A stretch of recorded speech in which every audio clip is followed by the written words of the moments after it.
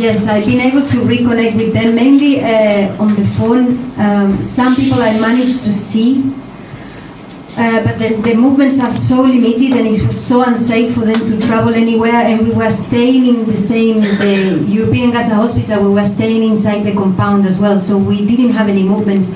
All movements are restricted, so it was mainly on the phone. I have known of several that have died, and what can you do to help? You know, personally, I put some money into MAP UK. I go every Saturday to the town hall whenever I don't have any shift. I'm sending money, but to different people that I know, but you know, it has to go through my bank doesn't allow Palestinian transfers. So what I'll do, we have a contact in Egypt. It's all very, you know, complicated. We have a contact in Egypt. He gets like 10 to 20% of the amount, and then another 10 to 20% from the guy in Gaza that gives the US dollars to them. It's all black market and it's extremely complicated.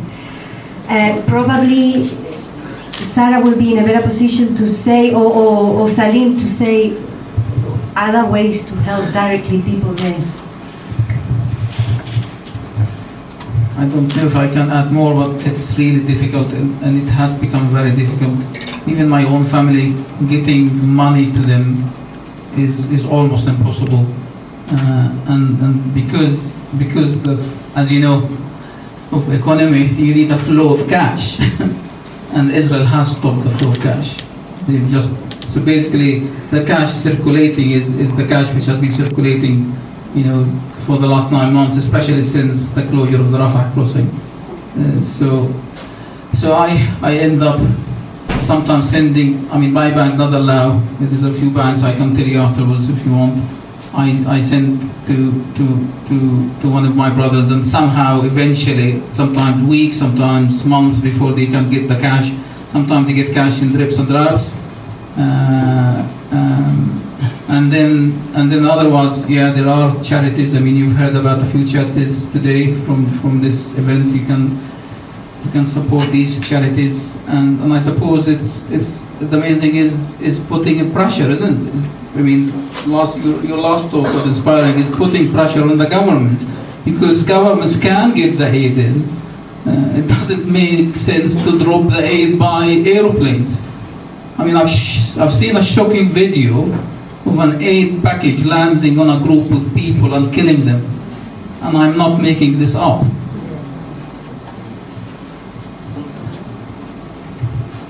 I mean, for our organization, we have the same problem. We have like the midwives and the doctors who have not received salaries for so long. So we try and support them by giving what we call a financial incentive, because it's $150 per month for the nurses and the midwives. And as everybody else, getting cash is very difficult, but we've gone through all the hoops and the loops, and now we have a memorandum of understanding with an organization on the ground called Juzur, which means roots. And so we can officially send the money to them, and they can pay our staff as their temporary employees of them. We have identified a charity before the MOU because we needed to get some cash into Gaza. So we identified a charity there that's been established, and as Salim said, we send the money to their chief executive who fled to Cairo, and thankfully he doesn't deduct any of our money and sends it to Gaza. But as the cash flow has become scarcer, so the money arrives in the bank, and the nurse or the doctor would go to the bank to withdraw the money. They have to pay between 13 and 20% of that money as a fee to get cash, because there's not enough cash circulating around. And now there is even a verb. It's called a kayash, which is like to cash it up in Arabic, Arabic English. So they have to pay 13 to 20% of whatever we send them just to get it in their hand. If you're lucky to require a service from somebody who can receive an electronic payment, then that will happen. So if you can pay for your internet using an electronic format, then yes. But if you want to buy something from a makeshift market, you need the cash, and to get the cash, you have to pay for the cash. It's so strangulated. We're trying to get a phone to one of our members of staff because everything we do is on WhatsApp. Even healthcare volunteers going into Gaza, whether with MSF, whether with the Jordanian charity, they're only allowed 2 personal phones. They're not allowed laptops, tablets. They're not allowed any equipment. We're trying to smuggle bottles for cleft lip and palate. They have special teats. Trying to get that in, and we're just crossing all fingers and toes that they will not be considered medical equipment and so be rejected. I was told by the MSF representative who were trying to help to get stuff into Gaza, he said, I can't take the risk. They returned the whole convoy. It's not just the person whose bag was deemed to be unhelpful. The whole convoy, 75 people will be brought back. If one of them has something in their bag that they deem to be not in the list, and the list keeps changing. It's so difficult to believe, but this is what's happening. So how do you help? Don't give up. Those people need your support for the long term. Some of those doctors and nurses we're helping, I keep saying, once this is over, we'll help you get training, we'll help you get a scholarship, we'll help you build your career, we'll help you publish. We've got access for them to a breastfeeding lactation conference in Birmingham in September. Free access online, which otherwise costs $100 per person. We've got free access for them. We've connected internet to the Al-Aqsa Hospital so that they can communicate, and maybe they could access the conference in due time. So these things help. If you can commit to it this year, another decade, because those doctors and nurses have gone through experiences that will scar them for the rest of their lives, and they will need your support. Yes, we can't get cash in abundance into Gaza now, but in 5 years, in 2 years, the whole Palestinian story, as Shireen Abu Akleh said, it's about having that long, patient breath, بدها طولة نفس, and it needs this طولة نفس. Being patient, focus on the long term. Yesterday during my shift, when one of the mothers sent me a message saying that they evacuated the neighborhood next to their area, and that was 10 o'clock, so midnight in Gaza's time. She said, I don't know if in the morning I'll be here. And I said, just hold your baby, sleep next to your husband, hold yourselves tight, keep it together. If you die together, and it will be a quick death. So you have to be pragmatic about what you offer, but you have to be there. She wasn't on her own. I was there, somebody else was there to give her the support, to keep thinking about her, and to message at 4 o'clock in the morning to know that they're fine. So it's being there for them, being pragmatic, doing your best. We're speaking to psychologists, we're speaking to lactation consultants, we want to do it right. So if we can't get cash today, we'll get it tomorrow. If we can't get cash, we'll get them what cash will get. The support, education, health care, whatever they need. And بدها طولة نفس, which means it needs a long breath, long persistence.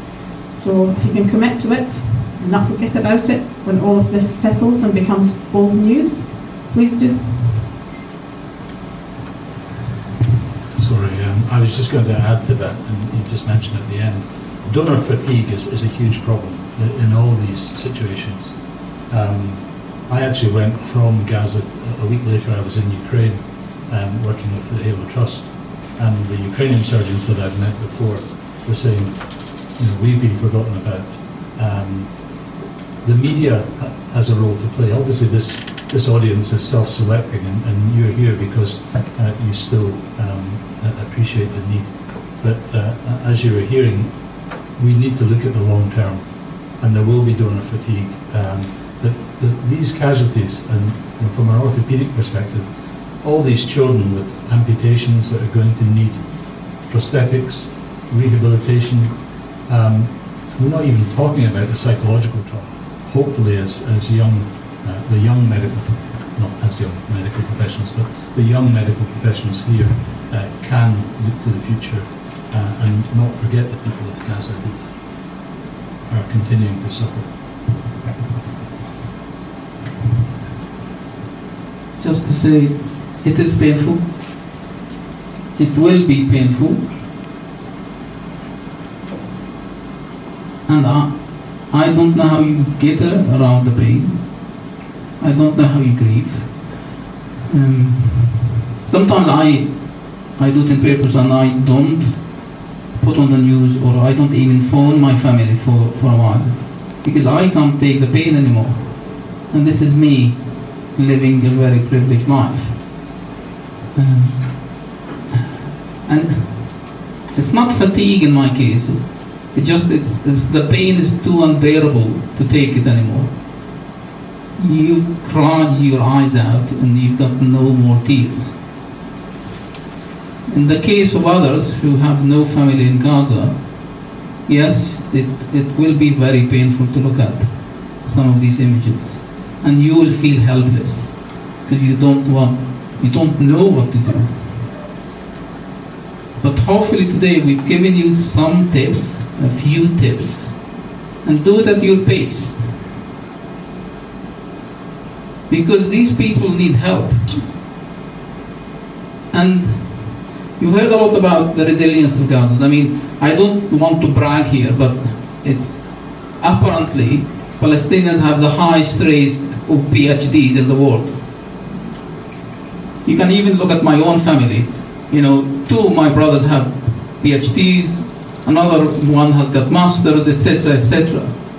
So education for us is sacred.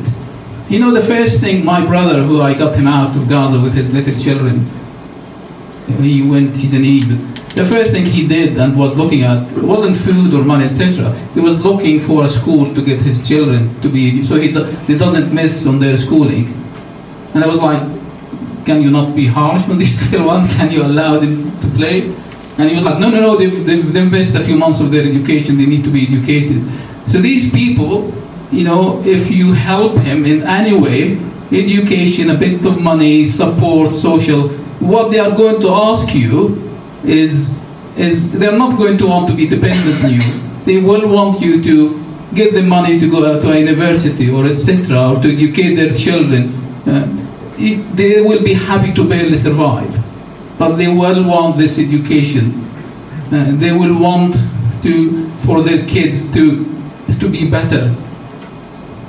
This is not a generation, Palestinians' generations is not a generation who are after killing others. No, I'm not saying none of us, but a huge amount of us Palestinians were not raised to kill. No, we were raised to get a better life. I suppose me and you are a good example. My dad didn't raise me. He never asked me to go and do something, to fight or resist. He was against the idea even. You know, even if I tried to go on a demonstration as a teenager. It was like, no, focus on your studies. Yeah. You know, have you learned your English yet? Because this is what it's going to get through. And he's done the same of all my brothers.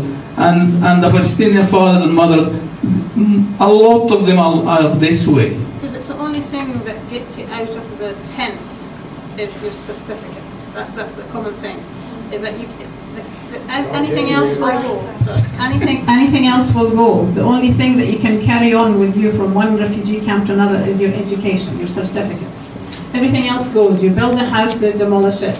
You buy a car, it will go. It's education. You know, Palestinian parents are known to be very pushy. Like, you know, education, and you know, your parents will, you know, disown you if you're not doing very well at school, because to them this was the only thing. And remember, this is 1948 onwards. When the Palestinians lived in camps, even their neighbours would look it down. Oh, he's the son or the daughter of the refugee camp. Your only way to get out of the camp, to get a better education, to get a better job, to go into the good neighbourhood, to lose the stigma of being a refugee. We have roughly 180 medical students from Gaza in Cairo. We're trying to help them relocate to universities to finish their medical degrees. And one of the most difficult things is to get the Jordanians and the Egyptians to give them security permits, residences to stay. Even if the money is there, it's not easy for a Palestinian to get a permit in neighboring countries, especially if you're from Gaza. There are layers and layers to the discrimination against the Palestinian, even within their brethren and Arabic neighborhood. Some of them are going to South Africa for an extended attachment to finish their 6th year because they couldn't get to join any Egyptian or Jordanian university. It's a disgrace. But this is the politics and this is how it is, and we just need to work within the system. And still, those medical students are not thinking about harming the communities. They're saying, fine, let's find a way. Thank you for what you've done so far. We'll try and find another way to get our education finished. This is the spirit. This is where we're heading. Just to say, my nephew is a medical student and he's managed to find a place in Turkey. He never gave up. I was phoning him every day and I gave up and I wasn't sure how to help him, and I don't know how he did it, but a medical school in Turkey agreed to take him and he's finishing his studies. And this is what all he's cared about. He didn't care about anything that he went through, genocide, etc. What he cared, he wanted to finish his medical school.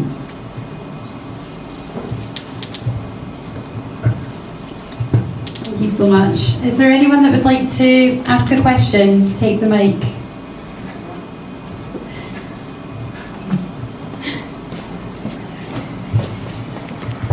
Thanks. Two things. First of all, can I echo the support for Jazur? There's several people in the room who've worked with Jazur on surgical training projects in the West Bank and Gaza, and they're very, I commend them as a brilliant integrity and effectiveness, a local NGO, a Palestinian NGO. And can I, then maybe a question for Salim and maybe Sarah.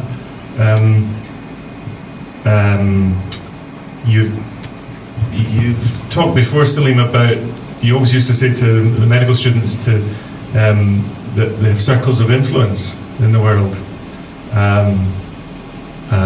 and that when we care about something like this, we should think about what our circles of influence are. Do you want to say more about that? And maybe Sarah could say something as well, because she's been talking about that very thing. Yeah.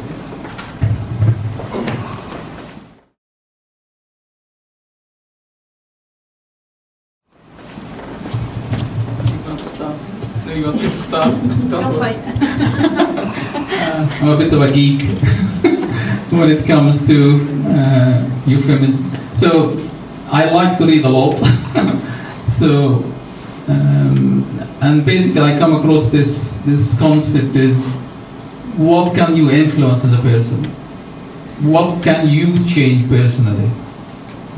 Can you change your husband? Can you change your wife? Can you change your kids? Can you change your neighborhood? And of course this depends on what role you have, how old are you, where you live, etc. Because if you want to change the whole world, you are not going to be successful. So if a medical student, want, to the chief executive in NHS Highland to go and change something, you're not going to achieve this because nobody will listen. So I say to them, no, bring it closer to what you can do in your surrounding, and then go from inside to outside. I think this is the principle. So I suppose to apply to all of us. I mean, all I can do, for example, I start with myself. All I could do to start with for 3 months is to lock myself in a room, watch the news 24 hours, not sleep, and be an emotional wreck. This is what I did for 3 months. I couldn't come to work. I couldn't speak to anyone. But it's okay, and with the help of my colleagues in psychology, I did come out of that. And then I found my voice. So you think this is me sitting here and speaking publicly? No. I've been the most timid. I will never have dreamt about making a public speak. But this is what I found in myself, that I can tell a story. I can, because it's my story, my family's story.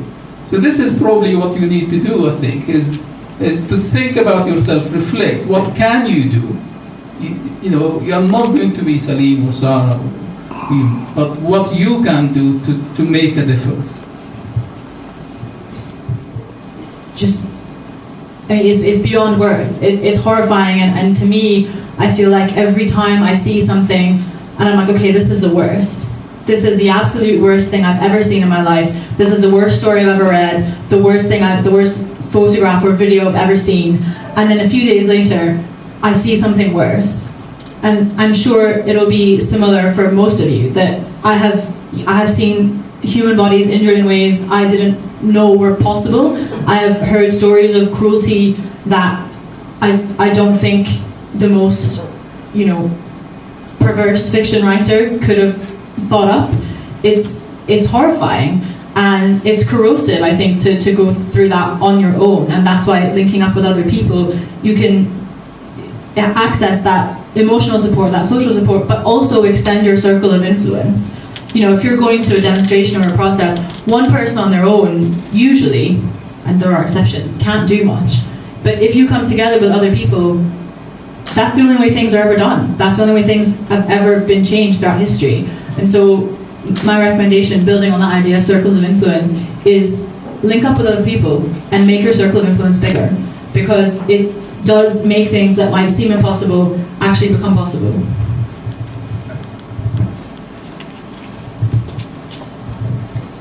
Thank you. I think a lot of what you said will apply to this question. Abigail, you might have something to say here. How do we make sense of trying to heal people as healthcare workers while our government is using our money to do this to Palestinians?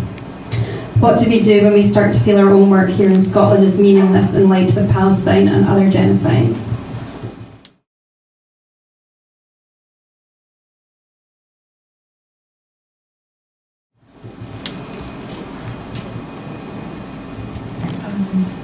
I'm not sure what to say. I don't know that we're in a phase of healing just yet. We need to feel everything we feel, because without feeling, if we close our feelings, if we turn away from things that are too difficult to watch, we're not going to be able to do anything to help. One of the things that my Palestinian friends are telling me everywhere is that it actually helps them psychologically to know that they have support. Healing can only come afterwards. It can only come when the events are finished. This is by no means finished. I hear my lovely colleagues here talking, and they're trying to cope with the situation and think, what can we do? How can we help people on the ground? And that's absolutely right. But I'm absolutely terrified and feel totally powerless, because I hear the Israeli media and I know what they're thinking and I know what they're planning.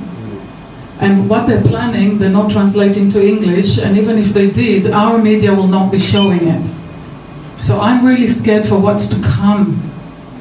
I personally, first of all, I agree, the whole idea of joining together with people for emotional support is super important. People should be together, they shouldn't be trying to deal with this, with any of it on their own.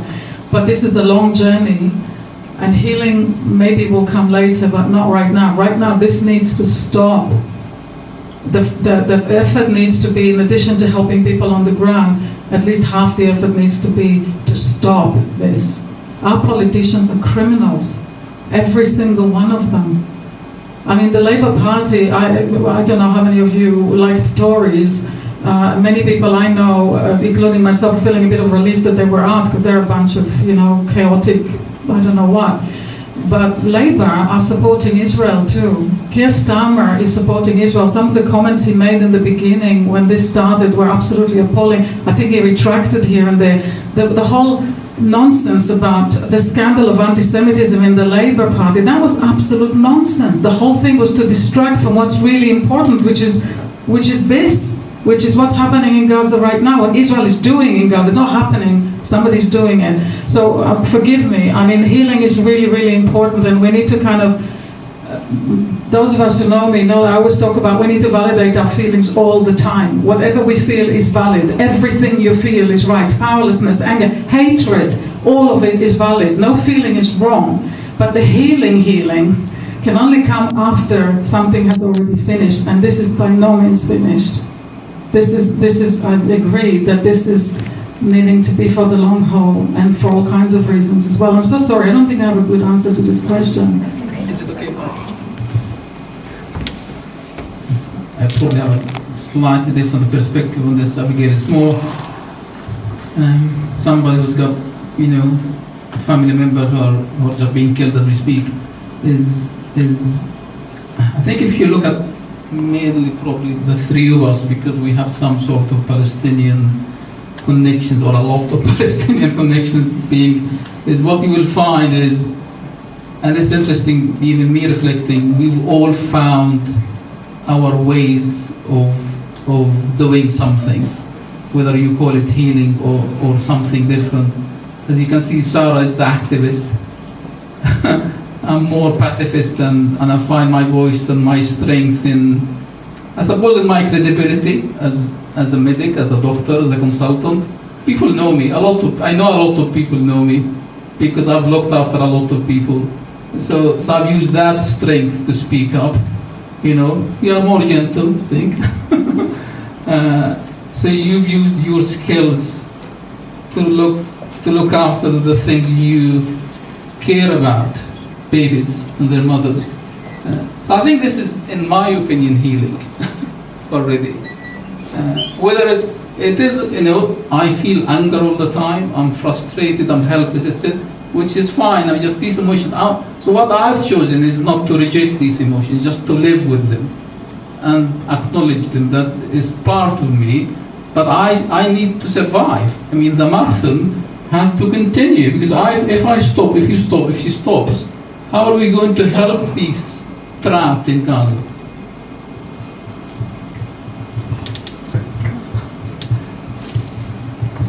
Thank you. I think we probably have time for one more question, just to allow time for tidying. Yeah.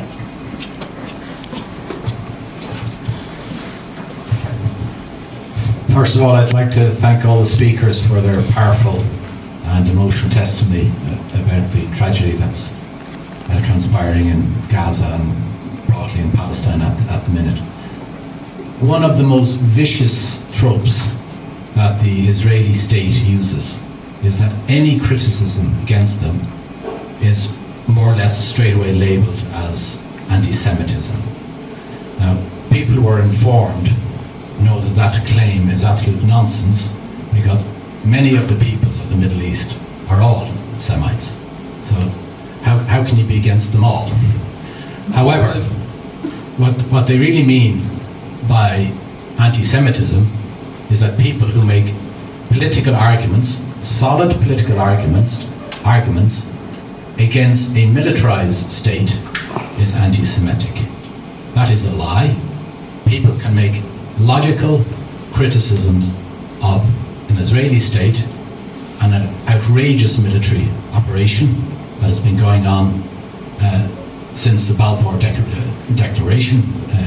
Basically, the settlers came armed and they just mechanized that system from 1917 onwards. So the question I have, what would the speaker suggest to oppose and challenge that trope of anti-Semitism that is thrown about willy-nilly by the Israeli state and the Israeli military?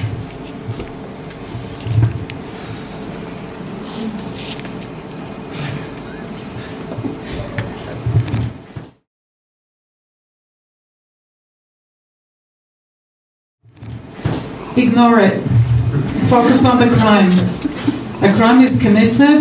Somebody rapes somebody. It's proven. There's a rape. There's a victim. There's a perpetrator. The perpetrator says, "I work with police." The perpetrator says, "Oh, but I had a difficult childhood. My parents were terrible. They abused me, and we were homeless, and I was poor." The police said, "Sorry, you want therapy? You get it later.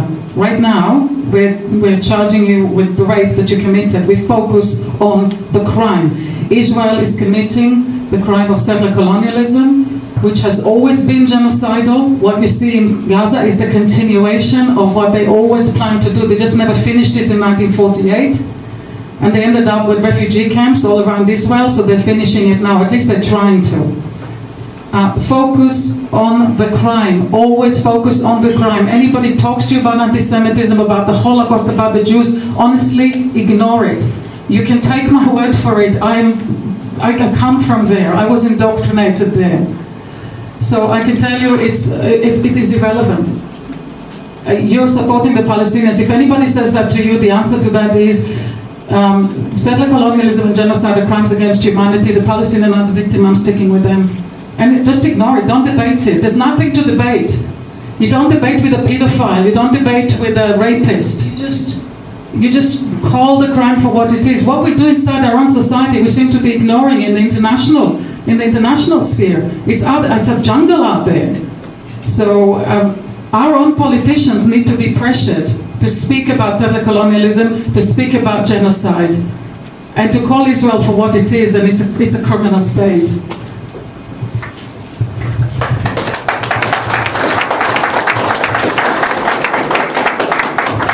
I absolutely love the clarity of consciousness that Abigail brings, and you know, the crisp psychological understanding. But if I may reflect, you know, being brought up as a Muslim and having experienced sometimes how you could be treated. I'm trying all the time to understand why is this happening. So educating oneself where things come from, and maybe a lot of our medics here, and we like to get to the bottom, the pathophysiology of what's happening. The history is the anatomy of the politics of today's. So I try and read, I try and understand, I'm trying to sympathise as much as possible. I try to put myself in the shoes of the person who's saying, this is anti-Semitic, it's hurting me, and you can see a lot of people who identify with this, you see them hurt. It's genuine. They feel persecuted. They feel that nobody loves them and the world against them, etc. And this is, to me, as a Palestinian, this is the core of the problem. If every Jewish person in the world felt welcomed and loved and appreciated, my life as a Palestinian would be easier. Because that urge and sense of, maybe Abigail disagrees, but I think that hatred breeds hatred, misery breeds misery. And if we can always try and understand the person on the other end, doesn't justify the crimes. You wouldn't say to a pedophile, you're right, you could do more pedophile crimes. If you try and see beyond the face of it, you try and sympathise, you try and offer what you can. To me as well, as all of this is unfolding, and maybe my interest in the early years is like, what will happen in 100, 200, 300 years? I would be terrified to think that Palestinians of the future will just fall into this circle.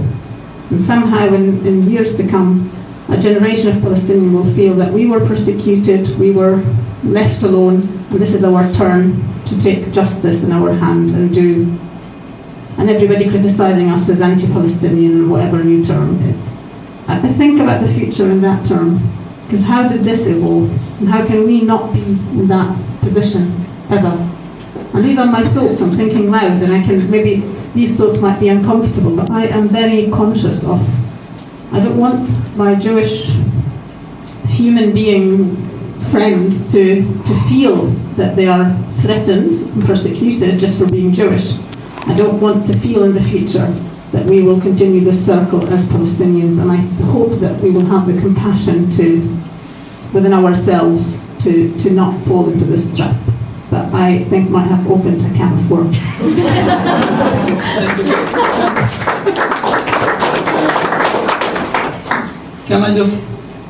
I'm almost sitting between both of you. I'm kind of, I don't know whether I'm in the middle or I'm ambivalent. I'm physically in the middle. I am physically, but only emotionally. Abigail, you asked me a question, do I hate you? What did I say? No, I didn't mean that you hate me. Because I do feel guilty about it, about my history, about the fact But that I think what she's saying to you, she doesn't want you to feel guilty. I don't want you to feel guilty. But I'm from Israel, I was in the army, of course I feel guilty. It's okay for me to feel guilty, I'm okay to feel guilty. I don't have a problem with it. All I'm saying to you is, we as Palestinians, I as Palestinian, I had a quote, I can't remember, I've been in a lot of discussions, and I said something, I will forgive the Israelis, I will, a lot of Palestinians, but I will never forget. So I think maybe this is what you're saying is the way they feel does not. No, It that's doesn't. it. The way they That's feel it's not a question of what, it's not a response of what you're doing or what you're not doing to them. I know, but I don't. The hate, the I don't feeling, want the to hate. I don't want to. is there. What I'm saying, I don't want to be deprived of my compassion. I don't want. Doing it for ourselves. I'm doing it for myself. I'm not. I mean, believe me, I'm not doing it for the Israelis because I've suffered a lot on their hands. I'm doing it for myself, for my kids, for the next generation, the generations after. I don't want them to, because what we know is the empire's fall, and the British Empire has fallen, by the way, guys. Do you realize that? Yeah. So what will happen when the American Empire falls? Oh, it's about to happen. So but I think she says this is what she's saying. At some stage in history, Palestinians will have allies, power enough for us to go and exterminate the Israelis. But should we? Well, what kind of world are we going to live in? I just Sorry, want to say there something. you go. She's been going waiting. Oh, sorry. It won't be long. I think, first of all, it's funny that we're giving oxygen to this problem when the first thing Abigail said was not to talk about it. but I think, what Reem was saying about not wanting Jewish people to feel a certain way, or I understand where you're coming from, but I also think that, I was an anthropologist for a long time before I was a doctor, and if I'm putting my social scientist hat back on here, we are framing the problem in a way that the media and that Israel wants us to frame it, which is as this ethnic or religious conflict, this ancient conflict. It is not. It is a problem of settler colonialism, and I think that is the most important thing to bear in mind here, is that the existence of the State of Israel was contrived from actually years before the Second World War. And this was something that was born out of the Zionist movement, which was explicitly and in their own words a movement to colonize the Levant. That's what the Zionist movement wanted from the start. It was a settler colonial movement. It was contrived. It was planned. There were meetings. There were conferences. You can look this up. There's papers from the Zionist conference of 1890 something. All of this is recorded. We know that it happened. We know how it happened, and so I think we need to keep that in mind and not be swayed by this idea that it's some ancient religious hatred or whatever. I'm from Lebanon. We had a Jewish community in Lebanon before the existence of Israel, and Israelis will say, oh well, the Jews were persecuted in the Middle East before the creation of the State of Israel. My answer to that as a Lebanese person is, oh, you're a persecuted religious minority in the Middle East? Get in line. They weren't uniquely persecuted. It's always been a very multi-ethnic, multi-religious region, and it continues to be. And so I don't think that giving oxygen to the idea that the reason for the situation of the Palestinians is this ancient type of hatred or some type of cyclical hatred that is likely to come back around, and I don't think it's accurate. Most importantly, it is a settler colonial project, and it needs to be framed as such. It needs to be treated as such, and the solution will be a decolonial one. Quickly, I just want to say to Reem, right? Reem, your empathy is wonderful. You feel for all these people and their feelings. So do I. I'm not a psychopath. I can empathize. But whether or not a Jewish person or many Jewish people feel afraid in their society or threatened, by the way, they're not. But if they feel that way, okay. What does that have to do with what Israel is doing? Nothing. Absolutely nothing. Israel does not speak for all Jews. Just because somebody was born in a Jewish community does not mean that they need to be automatically loyal to Israel, which is what they are expected to be. But that country is committing a genocide, you walk away from it. So I agree with you on the empathy bit, but it's got nothing to do with the crime that's being committed. Focus on the crime. And that was difficult, but we actually bonded and had some very, very productive and interesting conversations. Likewise, for former Yugoslavia, my my career as a military medical officer started in Northern Ireland. And I guess over the years, I would agree entirely with Reem. I don't think we can cure problems by looking back. I don't think we can cure the future of Palestine by looking back, whether it's to October 7th, or 20 years ago, or 40 years ago, or 100 years ago. Yeah, I think we need to look to the future. We need to forgive. It's very, very difficult to do so at this stage, but we do need to be compassionate. And you know, I think looking forward and being constructive is the only way ahead. I think if we all sit here and look back, you've seen it happen in all around the world. And I know that the British Empire was largely at fault historically, but we can't change that. Someone mentioned, I think you mentioned, the clearances.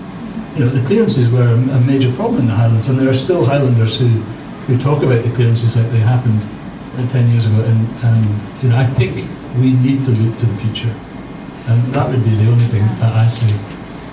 Thank you.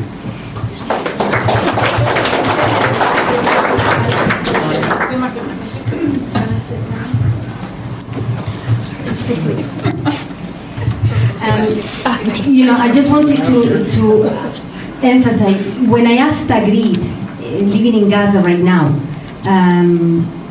to say, you know, to have the floor and say something, what did she say she needs? She needs her safety. She needs her safety. She needs her food. And that's all they're thinking right now. They're not thinking, she had the floor for whatever she wanted to say. And she didn't ask about revenge. She didn't ask about fight. She did ask for peace and quiet and food for the children and water for their children. That's all they're asking right now. Looking 20 years, we don't know. We have all these people that are going to be disabled physically and mentally as well. Like, you know, who knows what will happen. But right now, what they need and what they are asking for is just peace. Leave them quiet, let them be. Yeah, let them leave.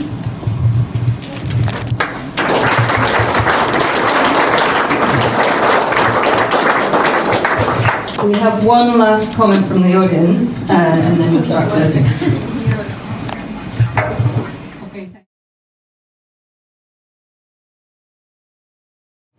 Okay, thanks everybody. I want to comment on a couple of points. I'll start with the anti-Semitic point. I'm Egyptian, first of all, I'm proudly Egyptian, and so I'm so much involved in the Palestinian issue. Even I'm working closely with Gaza in Egypt, so I know exactly what you're talking about and how it's difficult to involve students in schools and universities, especially in the universities. But and I had a couple of clashes with the Highland Friends of Israel. So when it comes to, I want to differentiate between Jews and Zionists. Anti-Semitic, all the Middle Eastern and anti-Semitic, are Semitic. So they are using the anti-Semitism to accuse you like a taboo. If you say this, you are in jail or you are going to hell. I disagree with Ms. Abigail when they say this, to not to talk. No, the power of media and power of voicing it out is very important. They are propagating for many falsified truths and facts. So when they say this, I should stand and say, no, we are Semitic, we are not anti-Semitic. We are Zionists. Not all Israeli people, not all Jews are Israelis, and not all Israelis are Jews. This is a huge difference between both. So they are mixing facts, they are falsifying the history. So what I'm always saying, that they are always brainwashing people with their lies. So when they say lies, we have to stand against it. When they say that you are anti-Semitic, I have to say no, you are wrong, this is not right. They are getting benefit and getting advantage of this lies. So no, we have to stand for the truth. We have to stand for the facts. We shouldn't, and really we shouldn't, because one of the things they have told me, for example, last week, that this was no land for no people. No, sorry, this was not the truth. And this is what I was telling them. No, this was about because of Balfour Declaration. You have been deported over there because you were hated everywhere in 1948. So sorry, it wasn't a no land for no people. So when you start to reply and act and react against their lies, I think this will stop. Especially we are facing a very huge media direction. Media is very directed. Western people are very brainwashed. My husband is Scottish, and sometimes I'm testing the knowledge of things from it. Sorry, you are really misleaded in the West by your media. So if you want to know the truth, this is our obligation as Middle Eastern or Western Eastern people to say the truth and stand for it. Sorry, I will not allow them to say lies and I just let it go and say no, I will stand for it. We are Semitic, we are not anti-Semitic. You are Zionist because you are mixing politics with religion and killing people under this slogan. Sorry, this is unacceptable. This is not your land at the beginning, and you have invaded this land. This wasn't your right. You are displacing people. This is not your right. You are killing children and women. You have no right to say anything. You are misleading the world. This is not right. The day that everybody will stand for their opinion, I think this will be the start of the change. But leaving it going unsaid, no, I disagree with this. No, you're perfect. You're focusing on the crime, exactly like I said. This is great, because you're telling them exactly what Israel is doing. I don't tell them, I tell the people. Whoever you're telling, that's fine. That's great. You're actually doing brilliantly. But really, I agree with you, because again, I've been working abroad many years. My professor in Dartmouth College was a Jew, and he fled the country after they assassinated Rabin. And he told me, since this incident, I said, this country will never live in peace. So again, I want to differentiate, not that Jewish people are not Zionists. Not all Jewish people are pro-Israel. And Israeli people, again, are Zionists for me. And even when at the booth last week I told them that you are Zionist, yes, they told me, yes, I'm a Zionist and I'm proud. And he spat on my face. Okay, that's fine. I know that he wanted to drag me to implicate me in anti-Semitism something. But I told him, sorry, I'm from Egypt and I know history. Don't falsify it. I know how it goes and how they play it and how they are liars online. So again, I do, even when I was talking to the organizers, I was telling them, please work on the media, work on the knowledge from where all has been started on 1948, why Balfour Declaration has happened, why and how and why this is premeditated war over there. 21 massacre has been admitted and committed there, like Sabra Chatila, Deir Yassin, and nobody knows about it. Most of people here or there, I don't want to be judgmental, it started for them just on 7th of October. No, it's the case before it. It's not only about this, not only, really, it's long story and it will never be short. It's always long story. People are inheriting this story. And unfortunately, it has been normalized. It's happening there, it's a bloody zone, blah, blah, blah. Sorry, this is our obligation to say it all the time. This is massacre, this is invasion, this is not anti-Semitism, this is right and this is wrong. We should voice out this, we shouldn't let it go unsaid. This is my opinion as Egyptian, and we have done it before. And even when I was telling him that we are as Egyptian, we ousted you in 1973, he said, no, we didn't. He's falsifying the facts on my face. So I said, no, go Google it on YouTube. You never had history in your class. So again, media, I do believe in the power of media and media direction. As long as they play it right and brilliant in the media, we should face it smartly. Thank you, and sorry for being patient. Thank you so much.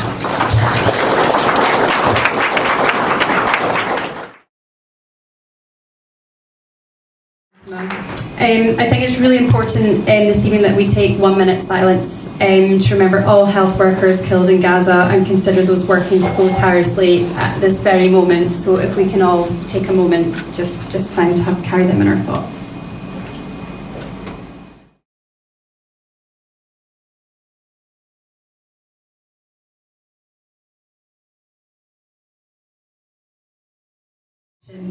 It is so easy to feel overwhelmed, as we've already said, and powerless to what we are witnessing. It's so important to acknowledge that further deaths are preventable. It's collective global silence that has allowed this genocide to continue. Collectively, we have so much power, especially as healthcare workers. We have the privilege of public trust, and we should use this to stand against all forms of oppression and speak out against human rights violations. So let's summarise what we can do to help going forward. Firstly, speak up. Talking about what's happening with family, friends and colleagues helps spread awareness and normalises talking about the humanitarian crisis. We don't have to be experts to advocate for human rights. Secondly, show solidarity with health colleagues in Palestine. Follow and share social media accounts. Attend a national vigil. There are lots of healthcare worker-specific accounts to follow. Boycott, as already has been mentioned this evening, the BDS website has lots of information. It really does work, and we can stop personally financing genocide and oppression. We also need to acknowledge our privilege, think about it, and engage in anti-racism work. A big topic, but it's so important that we think about that. We need to listen to and amplify Palestinian voices. This includes connecting with and supporting Palestinian people living within our community. It sounds extreme, but we need to dismantle capitalism. The rich are ruling and ruining this world. The potential oil and gas wealth of Gaza is multi-billion. Take a step back and wonder why Western countries continue to be complicit in this genocide. We must keep pressuring our government and holding those with power accountable. Sign petitions, protest, write to your MP. Joining Highland Palestine is a great way to stay informed, show solidarity and find community with like-hearted people. As healthcare workers, we take an oath to protect life. We believe that every individual has a right to live without fear of violence or death. We should be applying our medical ethics with integrity, out with our working hours. Morally, we should all be speaking out against genocide and demanding the end of occupation. It's the only way forward for true health justice. Nobody should feel alone in speaking up for Palestine. We have a Highland Healthcare Workers for Palestine WhatsApp group. If anyone wants added to that, please let us know. I'm delighted to have you on board. Let us know before you leave. All donations go to Medical Aid for Palestine this evening. If you don't have cash, think about making an online donation.